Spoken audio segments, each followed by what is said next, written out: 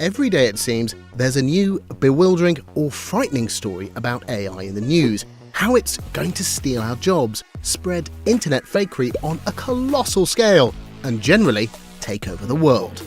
But what exactly is AI, artificial intelligence? And are the scare stories even true? 5 things you really need to know about AI. AI is as old as your grandparents. So, the first thing to know is that AI has been around a lot longer than you might think. Its roots lie in an idea known as an artificial neural network from the 1940s. A neural network is a bit like a team of interconnected workers that learn to solve problems.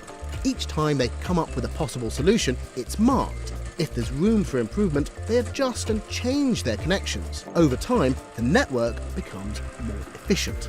And technology powered by neural networks is all around us, right now. It suggests movies and music we might like. It recognises faces and objects when taking photos on smartphones, enabling features like facial recognition. It's heavily used by social media platforms to personalise our feeds. More recently, a form of AI known as generative AI is powering applications that can seemingly create new data. It can also power chatbots like OpenAI's ChatGPT and Google's Bard, which give human-like responses to questions. These are getting better at interacting with us and seemingly more human-like. This can seem scary, but it's worth knowing. Point 2. AI can't feel or think.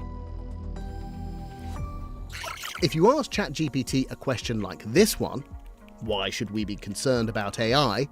It does a pretty good job of providing a response that appears logical. And with that convincing human-like response, it's easy for us to believe it understands what it's saying, that it has feelings and motivations.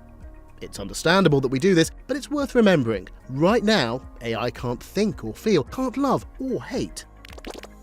ChatGPT and its counterparts are sophisticated sentence completion apps that analyse our patterns of communication and provide responses similar to the way humans would typically reply. A bit like a talking parrot. Which leads us to point number 3. AI makes stuff up. Chatbots can have an awkward relationship with the truth, technically known as AI hallucinations. You could also describe it as making stuff up. The core of the technology is a model that uses probability to predict the next word, sentence, or paragraph. It can generate seemingly plausible replies, but lacks the ability to assess truthfulness or the accuracy of its responses. So, anyone thinking of using chatbots to write content needs to be careful they're not incorporating credible-sounding BS that can be easily spotted by someone who's actually done the research. AI can sound racist and sexist. The idea of a racist machine might seem far-fetched. But if AI is trained on data that's racist, biased, or hateful, then its output will be too. As we all know, racism, bias, and hateful content can be found in abundance online. In 2016, Microsoft launched an experimental chatbot called Tay, but quickly pulled the plug after it made racist and offensive remarks. It learnt to do this from interacting with users on social media. Microsoft apologised and promised to implement improved safety features in future. This is why the ethical framework that governs any AI application is incredibly important, and why many are calling for safeguards to prevent bias and hate speech to be built into AI systems. AI has incredible potential. For all the notes of caution, it can be easy to forget there's many potential benefits to AI. It's set to truly revolutionise healthcare. AI has already discovered new drugs and is being used to identify cancer cells much more reliably than humans. And AI chatbots can behave like patient teachers when we struggle to understand a complex topic, summarising huge volumes of information for us.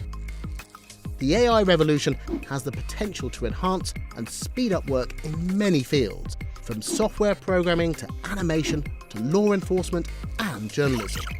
This has pluses and minuses, of course, but could this extra capacity free us up to do other things, like tackling climate change or looking after ourselves and each other better?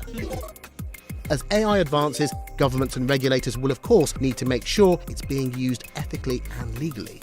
No easy feat. But will AI take over the world? Don't forget, AI is a tool, and even a powerful tool can't take over the world on its own. It's up to us to decide how we use it, or even if we should use it at all.